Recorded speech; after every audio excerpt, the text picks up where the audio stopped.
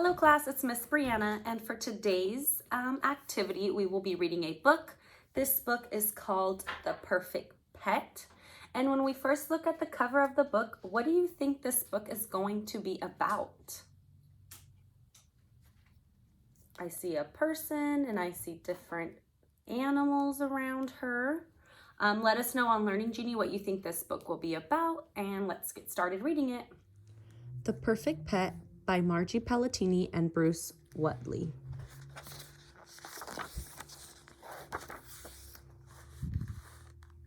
Elizabeth really wanted a pet. Her parents really did not. They gave her a plant instead. Mind you, it was a very good-looking plant, as cactus plants go, and it had quite a prickly sense of humor. Elizabeth named it Carolyn, which seemed to suit it just fine. It was absolutely no trouble, and it was a very good listener. Snuggling was a bit of a challenge. However, Elizabeth did manage a quick hug now and then. Elizabeth really did like the plant, but she still really wanted a pet, and she had a plan.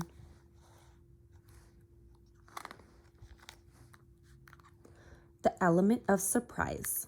So how about a horse? Huh? What? Who? Said Father. Who? What? Huh? Said Mother.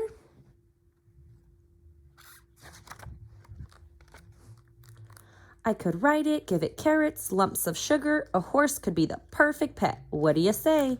Father yawned. A horse is too big. Mother sighed. Our yard is too small. Why, it would eat us out of house and home, said Father. A horse is not quite perfect, dear, said Mother.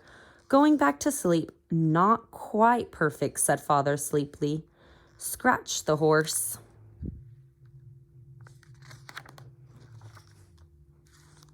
Catch them off guard. What about a dog? Huh? What? Who? Said Father as he stood in front of the mirror shaving. Who? What? Huh? Said Mother, peeking from behind the shower curtain and dripping soapy water.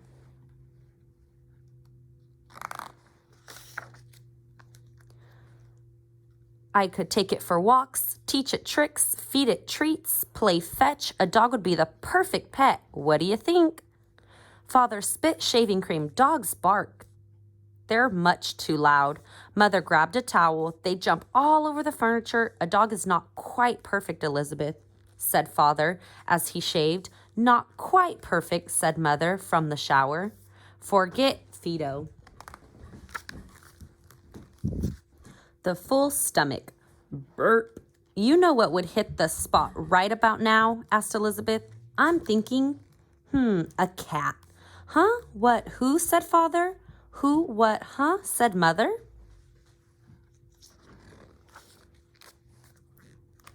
A cat would lick the plates, curl up in my lap, drink leftover milk, and we'd always know what to do with all that extra string. A cat would be the perfect pet, so how about it? Father picked up the newspaper. Cat scratch. Mother cleared the table. Cats shed all over. A cat is definitely not the perfect pet, said Father. Achoo! I'm sneezing already, said Mother. Cross off kitty.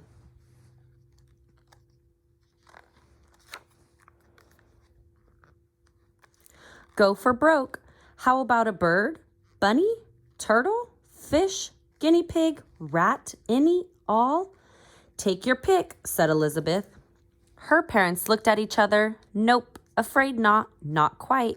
Too fishy. Don't even go there. What's left? Moaned Elizabeth.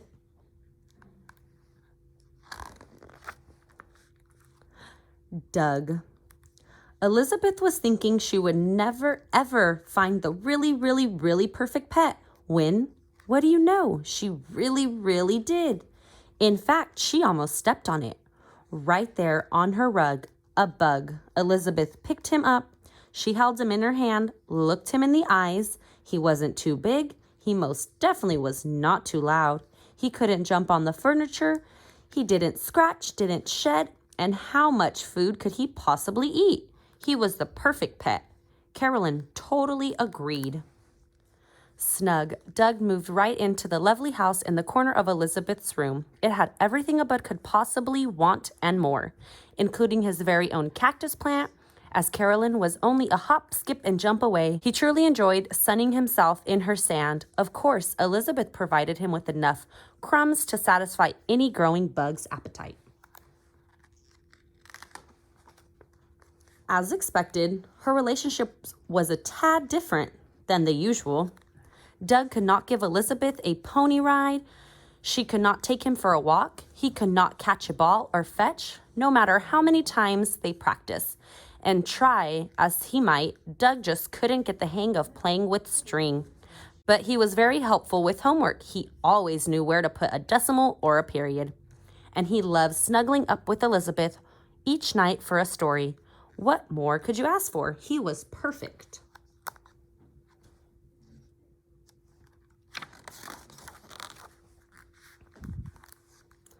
Unsnugged. With all those crumbs and plenty of sun, Doug grew by leaps and bounds. He was one big healthy bug, and then some. The only trouble really came one Saturday morning, many weeks later. Elizabeth's mother came into her room to get the laundry, and "There's a bug in that bed," she screamed. "A bug?" shouted Father, ready to swat. "That's Doug," said Elizabeth very protectively. "He's my pet." Her parents looked at each other. "Pet?"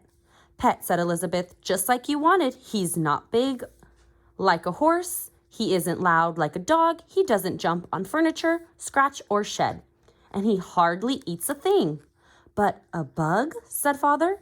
"A bug?" repeated Mother. "Doug," said Elizabeth, "and he's perfect."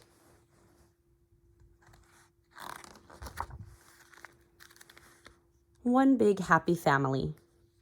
"Think we should have said yes to the dog?" whispered Father to Mother. Mother shrugged. "I don't know. We have more room on the couch with the bug." Elizabeth smiled and tossed Doug a piece of popcorn. Okay, class, now that we are all done with our story, you will be having these packets. It has a bird, a lizard, a snake, a fish, and different animals. You are going to color these animals, and then you are going to create a sentence at the bottom and tell us what you like about this animal. Send us pictures and videos on Learning Genie. Bye.